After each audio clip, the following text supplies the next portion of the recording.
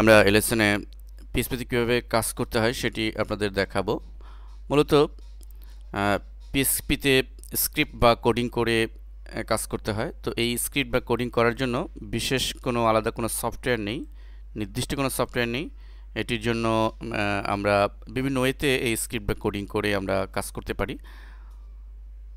তো প্রথমেই আমরা আপনাদের দেখাচ্ছি জেনারেলি আপনি যে উইন্ডোজের নোটপ্যাড সফটওয়্যারটি রয়েছে সেই নোটপ্যাড দিয়েও আপনি পিএইচপি স্ক্রিপ্ট লিখতে পারেন। তো প্রথমে আমি সেটি দিয়েই প্রথমে আপনাদেরকে দেখাচ্ছি। তো এই জন্য আমি চলে যাচ্ছি প্রোগ্রামস এবং অ্যাক্সেসরিজের আন্ডারে নোটপ্যাড। তো এই নোটপ্যাড সফটওয়্যারটি সবার কম্পিউটারই থাকে। তো এই সফটওয়্যারটিতে এখানে আমাদের কোড লিখতে হবে। তো মূলত পিএইচপির বেসিক যে কোড মানে ট্যাগ বা কোডটি সেটি আমি আপনাদের প্রথমে দেখাচ্ছি। PHP smaller than question PHP এবং এন্টার দিয়ে কোশ্চেন গ্রেটার দেন, এই হচ্ছে পিএইচপির যত কোড আমরা লিখব তার মূল ট্যাগ। এবং এই মাঝখানে যে জায়গাটুকু, এই ফাঁকা জায়গার মধ্যে এই জায়গাটিতে আমাদের কোড লিখতে হবে, তাহলে আমাদের পিএইচপির এই কোডটি এক্সিকিউট হবে। তো এই কথাটি আমাদের মনে রাখতে হবে। এখানে স্মলার দেন কোশ্চেন এবং পিএইচপি এবং নিচে সবার নিচে কোশ্চেন এবং গ্রেটার দেন। তো এই হচ্ছে মূল ট্যাগ।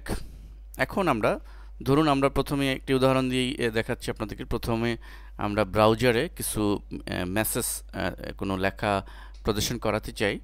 তো সেই লেখাটি প্রদর্শন করার জন্য আমাদের যে কমান্ডটি ইউজ করতে হবে সেটি হচ্ছে ইকো।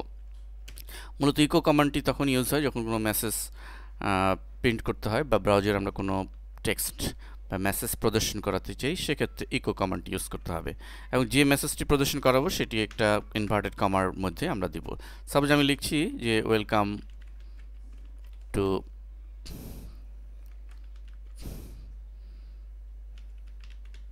আলহেরা এবং ইনভার্টেড কমা শেষ। তো আমাদের এই মেসেজটি প্রদর্শন করাতে চাই এবং সব লাইনের শেষে আমরা আমাদের এই যে সেমিকোলন এই সাইনটি দিতে হবে। মনে রাখতে হবে যে কোনো কোডের শেষে, অর্থাৎ কোডের যে লাইনটি থাকবে তার শেষে এই সেমিকোলন দিয়ে দিতে হবে। তো এই হচ্ছে এক লাইনের একটি কোড। আর এই কোডের আউটপুট হচ্ছে যে সে ব্রাউজারে এই মেসেজটি প্রদর্শন করাবে। তো আসুন আমরা এই জিনিসটি, এই কাজটি দেখি। তো এটি আমাদের সেভ দিতে হবে, সেভ অ্যাজ বা সেভ। তো কোথায় আমরা সেভ দিব আমাদের মনে রাখতে হবে যে আমরা সি ড্রাইভে যেখানে আমরা অ্যাপাচি ইনস্টল করেছিলাম, তো অ্যাপাচি ফোল্ডারে এখানে htdocs নামে সেভ দিব। আমরা মূলত এই প্রথম আপনাদেরকে এটা অফলাইনে সেভ অফলাইনে দেখাচ্ছি এটি আউটপুট কীরকম হয়। তো আমাদের আমরা যখন আমাদের নিজস্ব ওয়েবসাইট সার্ভারে আপলোড করব তখন কিভাবে করতে হয় সেটি আমরা পরবর্তীতে বিস্তারিত দেখাবো। কিন্তু আপাতত প্র্যাকটিস করার জন্য আপনারা htdocs এই আন্ডারে এর মধ্যে সেভ করবেন। তো কি নামে সেভ করবেন, যে কোনো নামে সেভ করতে পারেন। তো আমি প্রাথমিকভাবে ইন্ডেক্স নামে সেভ দিচ্ছি, যেহেতু ইন্ডেক্স ফাইলটি সরাসরি লোড হয়। তো ইন্ডেক্স ডট পিএইচপি এটি মনে রাখতে হবে। আমরা টোটাল জিনিসগুলো মুছে দিতে পারি যেখানে টেক্সট ছিল। তো এক্সটেনশনটি আমাদের অবশ্যই পিএইচপি দিতে হবে এবং যে নাম দিব তার পরে একটা ডট দিতে হবে। এই হচ্ছে সিস্টেম। এবং সেভ বাটন ক্লিক।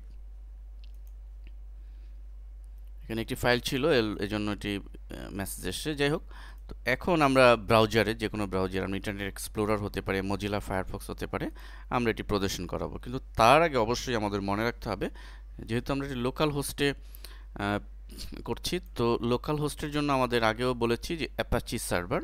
তো এই অ্যাপাচিটা আমাদের রান করাতে হবে। আমরা আগে ইনস্টল করেছিলাম। তো পিএইচপি ট্রাইডের মধ্যে দেখুন স্টার্ট অ্যাপাচি, আমরা স্টার্ট অ্যাপাচিতে ক্লিক করছি।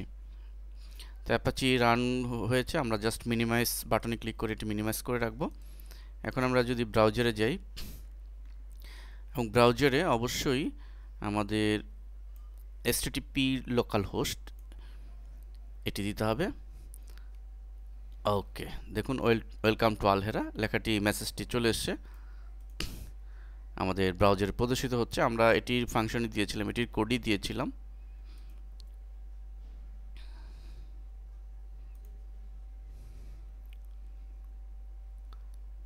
এবং মজার ব্যাপার হলো যে আমরা যে লিখেছি দেখুন, আমরা যদি ভিউতে যাই এবং পেজ সোর্সে যাই, এখানে কিন্তু শুধু মেসেজটি প্রদর্শিত হচ্ছে, আউটপুটটি প্রদর্শিত, মূল কোডটি কিন্তু প্রদর্শিত হচ্ছে না।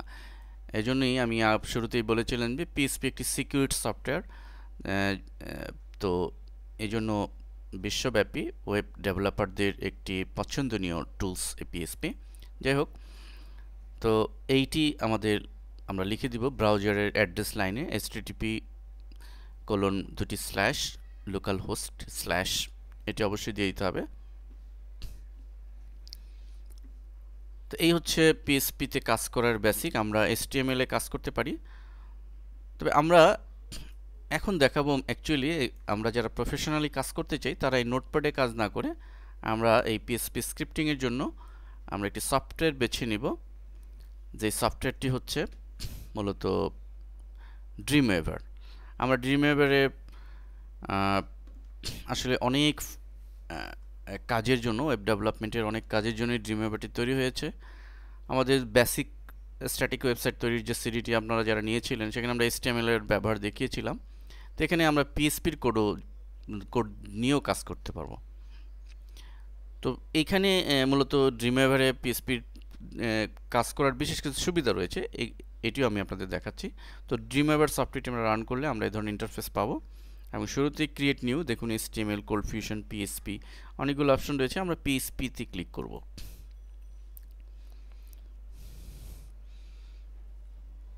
তো ফলে আমাদের সামনে একটা উইন্ডো আসবে। এটি মূলত ডিজাইন মোডে রয়েছে। লক্ষ্য করুন এখানে এই বারে লেখা রয়েছে কোড স্প্লিট ডিজাইন।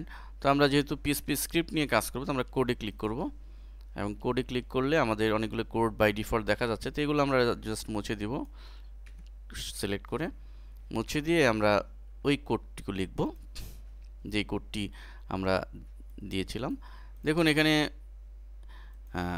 এই ড্রিমওয়েভারে আমরা এই কোডগুলো ড্রিমওয়েভারে আমরা কাজ এই জন্যই করবো, মূলত ড্রিমওয়েভারে স্ক্রিপ্টিং করার সুবিধা হচ্ছে যে আমরা এর কোডিংয়ে যদি কোনো ভুল হয় সেটি আমরা দেখতে পাবো এবং এটি লাইন বাই লাইন কত লাইন রয়েছে লাইনগুলো শো করছে। তো প্রফেশনালি কাজ করার জন্য মূলত ড্রিমওয়েভার প্ল্যাটফর্মকেই আমরা সাজেস্ট করব। দেখুন এখানে ইকো লেখাটি যে কমান্ডটি রয়েছে, এই কমান্ডটি ব্লু কালারে দেখাচ্ছে, মানে রাইট হলে ব্লু কালার শো করে। এখন আমি যদি একটু ভুল করে, সাপোজ স্পেলিং ভুল করলাম, আমি ও চাপলাম, দেখুন ব্লু কালারটি নেই, কিন্তু এটি অলরেডি ব্ল্যাক কালার এসছে। তো অ্যাকচুয়ালি ড্রিমওয়েভারে কাজ করে সুবিধা হচ্ছে এই।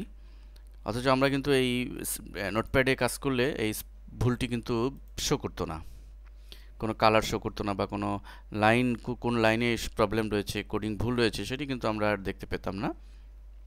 তো এই হচ্ছে বিষয়। এখন ড্রিমওয়েভার আমরা জাস্ট এই কোডটুকু লিখে দিব এবং আমরা যথারীতি আগের মতো সেভ দিব, সেভ এস কমান্ড দিয়ে বা সেভ দিয়ে এবং আগের মতোই আমরা সেই সি ড্রাইভের অ্যাপাচি ফোল্ডারের htdocs এখানে যে কোনো নাম দিতে পারি, ইন্ডেক্স নামই দিচ্ছি আমি। এবং অবশ্যই এইখানে আমাদের সেভ এস টাইপে প্রথমে পিএসপিটা সিলেক্ট করে নিব। বিভিন্ন ফাইল টাইপ রয়েছে, আমরা পিএসপি ফাইল সিলেক্ট করে দিলে এটি অটো পিএসপি এক্সটেনশন জেনারেট করবে। এখন আমরা জাস্ট এই জায়গায় ক্লিক করে আমরা একটা নাম দিয়ে দিব, সাপোজ আমি ইন্ডেক্স নাম দিচ্ছি এবং অবশ্যই ইন্ডেক্সের পর একটি ডট, সেভ।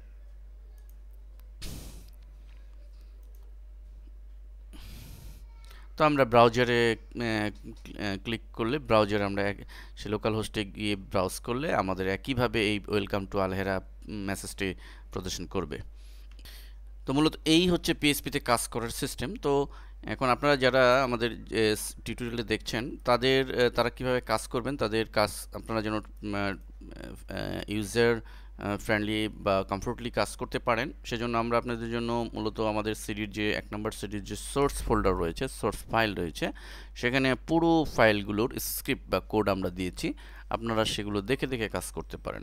আমি বিষয়টি একটু আরও ক্লিয়ারলি দেখাচ্ছি আপনাদেরকে। সাপোজ আপনি আমাদের সিডির সোর্স ফাইলে ঢুকলেন এবং দেখুন যে কোন কোন প্রজেক্টের জন্য কোন কোন কমান্ডের জন্য আলাদা ফোল্ডার করিয়ে আমি দিয়েছি। সাপোজ আমি এইমাত্র যা দেখালাম যে স্টার্ট, মানে পিএসপির শুরুতেই যে কোডটি, স্টার্টে ক্লিক করছি এবং এখানে লক্ষ্য করুন যে আমরা আপনাদের সুবিধার জন্য দুটি সোর্স ফাইলই দিয়েছি, অর্থাৎ আপনি নোটপ্যাডের মধ্যে অ্যাট এ গ্ল্যান্সে এই কোডগুলো আপনারা ইচ্ছে করলে পাবেন। ইভেন ড্রিমওয়েভারে যে আমরা স্ক্রিপ্ট লিখেছি সেটিও আপনারা পাবেন। তো এখন আপনারা জাস্ট এই কোডটুকু কপি করে আপনি যদি ড্রিমওয়েভার যে কোনো নতুন ফাইলে নিয়ে পেস্ট করে আপনি কাজ করেন, তাহলে আপনি অটোমেটিকলি এটি আপনি প্র্যাকটিস করতে পারবেন। তবে যারা প্রফেশনালি কাজ করতে চান তাদের প্রতি আমাদের একটা বিশেষ সাজেশন রয়েছে, সেটি হচ্ছে যে আপনারা ইচ্ছা করলে কোডটুকু প্রত্যেকটি প্রজেক্টের বা কমান্ডের কোডটুকু কপি করেই আপনারা কাজ করতে পারেন, কিন্তু এই কপি পেস্টে আপনারা না গিয়ে আপনারা যদি এই কোডগুলো নিজে টাইপ করে প্র্যাকটিস করেন তাহলে আপনাদের জন্য খুবই ইফেক্টিভ হবে। কারণ টাইপ করলে যেটা হবে সেটি হচ্ছে যে প্রতিটি কমান্ড সম্পর্কে আপনার একটি বেসিক ধারণা হবে, প্লাস কোথাও যদি ভুল হয় সেই ভুলগুলো আপনাদের চোখে ধরা পড়বে। সেই ভুলগুলো এররগুলো হ্যান্ডেলিং করার দ্বারা কিন্তু আপনারা প্রফেশনালি স্কিলড হতে পারবেন। তো এই জন্য আমাদের সাজেশন হলো যে সরাসরি কপি পেস্টে না গিয়ে আপনারা জাস্ট এই কমান্ডগুলো টাইপ করে, একটু সময় লাগবে কিন্তু শেখার জন্য আপনারা জাস্ট এগুলো কমান্ডগুলো টাইপ করে ড্রিমওয়েভারে টাইপ করে আপনারা কাজ করবেন। তো প্রতিটি প্রজেক্টের এবং প্রতিটি লেসনের আমরা আলাদাভাবে প্রত্যেকটি ফোল্ডারে আমরা দিয়ে দিয়েছি, নোটপ্যাড আকারও দিয়েছি এবং নোটপ্যাডে রয়েছে কোডগুলো এবং পিএসপি ফাইল হিসেবেও ড্রিমওয়েভারে আমরা দিয়েছি। ধন্যবাদ সবাইকে।